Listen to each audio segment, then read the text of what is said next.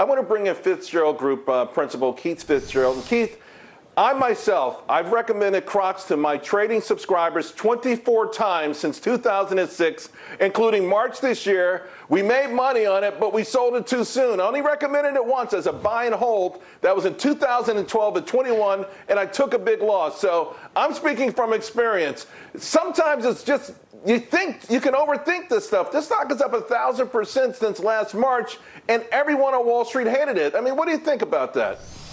Well, I tell you what, first, we've all been there, or we're going to be there. There's always those stocks where that happens. You coulda, woulda, shoulda, but you know what?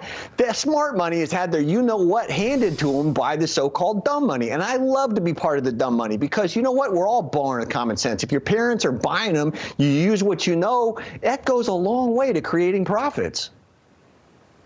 What do you think in general? Do you have any stocks? I've got a couple of names that I bought for a long time. I put them on the shelf. Some of them popped this year. Like I have BlackBerry. I thought it was going up for years, but I had to take profits. It was up too much this year. Bed Bath & Beyond. Do you have any names like that? Common sense names that Wall Street has abandoned that you put on the shelf?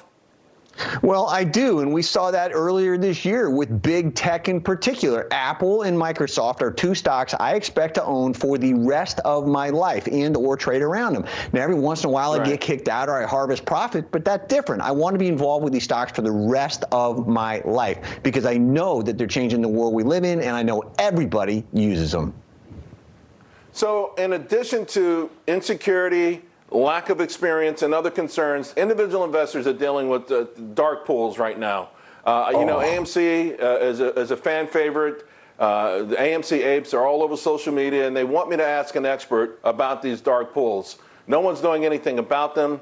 I don't know how much AMC was traded on dark pools today. I've read on social media at least 70, 73%. What's the role of these dark pools, and should there be some regulation? I thought the market worked best with transparency.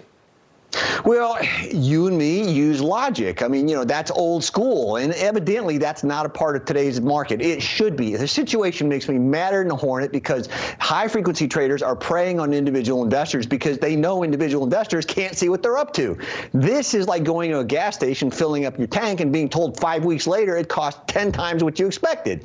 So I think the SEC ought to be all over it, but individual investors can fight back. They can use tactics. They can use limit orders. They can be smart about their decisions to engage in battles that the experts can't or don't want to fight.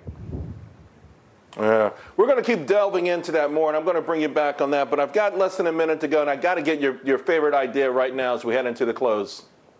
McDonald's. I think it's a total sleeper. Everybody thinks about burgers, but it's really a technology company. They're investing in human employees, but key automated technology, kiosks, and everything else that actually boosts sales. I think that profits expand twice as fast as the top line everybody else is focused on. So that's another stock that I plan to own for a long time. And by the way, I love eating there.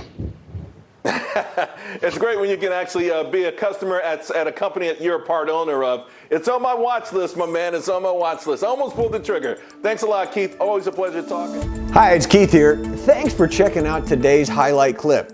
What'd you think? Did I make sense? Is there something you'd like to add? Make sure you leave a comment down below, and of course, click subscribe to keep up right here on YouTube, or sign up for the email newsletter at the link below. You can also find me on Twitter and Instagram for my real-time thoughts on markets, analysis, and a whole lot more.